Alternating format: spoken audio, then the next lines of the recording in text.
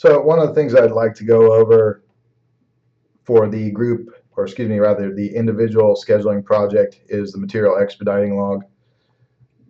This is basically a planning tool. It's used by office personnel, generally speaking, to get materials on site in a timely fashion, or actually when they're needed. I've included in this example, which I will upload to eLearning, 4 examples of what we call long lead items. Long lead items generally refers to items that require a good deal of time and planning, or they take a long time to get to site. So this is not stuff that I can go to Lowe's and buy off the shelf. Rather, in the case of like an emergency generator, for example, this is something that's custom built and therefore requires a lot of manufacturing time.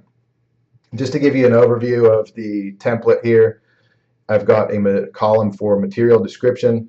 This I would expect you to populate with every material that you need on your house. So there should be between 30 and 40 items here. You would repeat the exercise 30 and 40 times for the material expediting. Yours are not going to be that complicated. I don't expect that you guys will have materials with particularly long lead times, but you still need to plan in advance to get the materials to site on time. This is what the office really needs to focus on right here, is when to initiate a process. So those of you who are familiar with the submittal process understand that there's a paperwork side to things before I can actually get a material to site. It works a little bit differently in different settings like production home building or commercial construction. Given our scenario, we are going to treat this kind of like we would with a commercial construction scenario. The architect's kind of unsure of what type of materials he would like to use, and therefore wants a full submittal process. So as far as our planning and time requirements go, this is the date that we need to focus on. Submittals, generally speaking, take a fair amount of time to produce. So in order for a subcontractor to put together, for example, a lighting package might take up to 2 weeks. For drawings like millwork, where you're looking at intricate joinery, gluing details, really sort of elaborate and detailed CAD models, that might take up to 4 weeks. From there, the contractor will review it. We used to give ourselves a week. Sometimes it takes longer than a week to get on top of things like that, but a week is fair game for you to actually review the submittals. For a big submittal package like a generator or lighting fixtures or millwork, a week's a pretty tight timeline, but it does need to be built into the schedule. Architects and engineers, per most contracts, get about 2 weeks to review it. They don't always adhere to that, which is pretty annoying. And sometimes they will return it revised as noted, meaning that revise and resubmit the submittal. So that kind of puts you back over here. Manufacturing time, this is where we get into the categories of long lead items. So at least in the instance of the millwork, it takes 10 to 12 weeks to manufacture that stuff. A lot of gluing, a lot of laminating, a lot of joinery. It doesn't obviously happen overnight. Delivery can also factor into that. So I've got 6 to 10 weeks for this floor tile. The reason that floor tile takes a long time is, say for example, I need the architect has specified an Italian floor tile, and it can only come from a single quarry in Italy.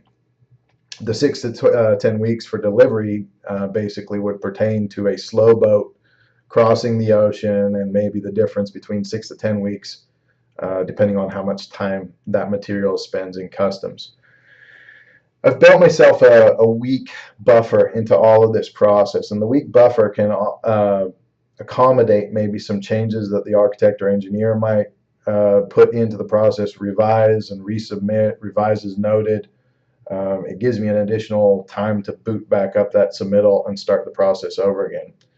The material needed on date is basically the information that you're going to get from the schedule. So if you need wood trusses on 11/13, you need to build all these other dates into your material expediting log to see when you would need to initiate the submittal process. So really what you're trying to establish here is, one, you set this material needed on date, and then you need to figure out, based on all these other inputs right here, when you actually need to submit or start the submittal process. So I've picked a couple dates here of 11/13. Actually, it's just a single date for all of these. So supposing I need the first one here is floor tile, this fancy Italian floor tile. I need that on the 13th of November. I'm going to build a week into that to start the submittal process in case something goes wrong. I've got 6 to 10 weeks. I'm going to use the 10-week date here just as give you like a worst case scenario. So that would be 11 weeks, 13 weeks if I include the manufacturing time, 15 weeks if I include the A&E review time, 16 weeks if I include the contractor review time, and 19 weeks if I include the submittal production time. So 19 weeks before the material is needed on site, I need to start the submittal process, which actually puts me right at the beginning of July. So if you look at 7/3/2017, that's 19 weeks off of that 11/13/2017 date. Now, we talk about planning to fail or failing to plan. Right here, you have the planning to fail date. So there's all kind of stuff that can kind of come up or have you present an obstacle in that timeline right there. Failing to plan would not be having an instrument like this material expediting log in place, because essentially at that point you're flying blind. If I'm talking 19 weeks, this is over 4 months of time here. If I'm not initiating the submittal process right at the beginning of July, chances are my material is going to show up to site late, and that obviously can compromise the execution of the schedule. Let's do another example, architectural millwork. I picked the same date. So 11/13/2017, I'm going to build a week into that for the buffer. It only takes a week to deliver, so that's not really my long lead time here. I'm only up to 2 weeks by the time of delivery, but it does take a long time to manufacture. So right after manufacturing, I've got to build 14 weeks into the timeline. Architect's going to take 2 weeks to review it. I got up to 16 weeks now, 17 weeks if I include the contractor review time, and another 4 weeks to produce the shop drawings essentially for the submittal documents for architectural millwork. So that gets me up to 21 weeks.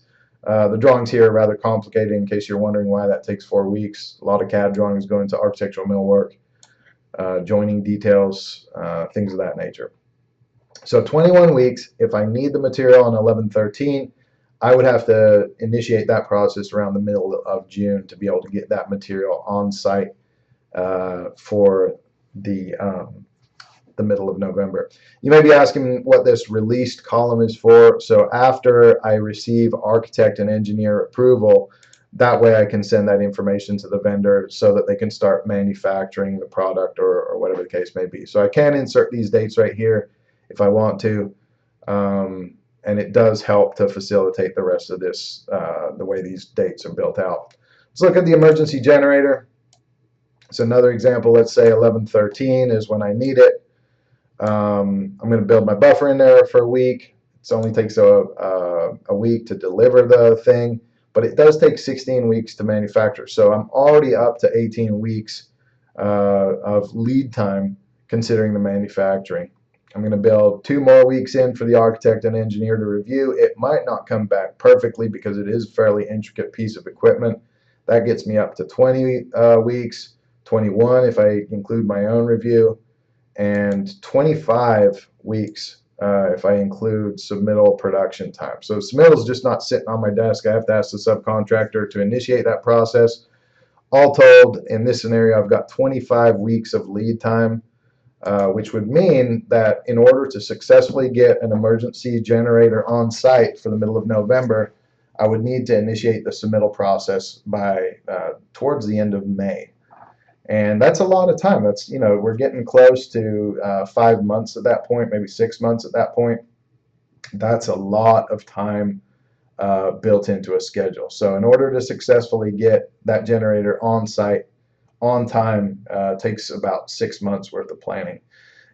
You might be thinking to yourself like, okay, big deal. What if the material's not ready on site? So some of these materials right here are almost certainly on the critical path. Maybe not the architectural millwork, the flooring tile, because it comes, generally speaking, towards the end of the finishes. is probably going to be on the critical path. You're not going to have much construction left over at that point. So if that shows up late, you have a chance of delaying the whole entire schedule. I would also say that the emergency generator, there's stuff like transition from temporary to permanent power that might depend on that. There's also a heck of a lot of vetting that the fire marshal will have to do relative to the emergency generator, because backup alarm systems, when the power goes out, you have to have emergency lighting in place. So this emergency generator installation is almost certainly on the critical path.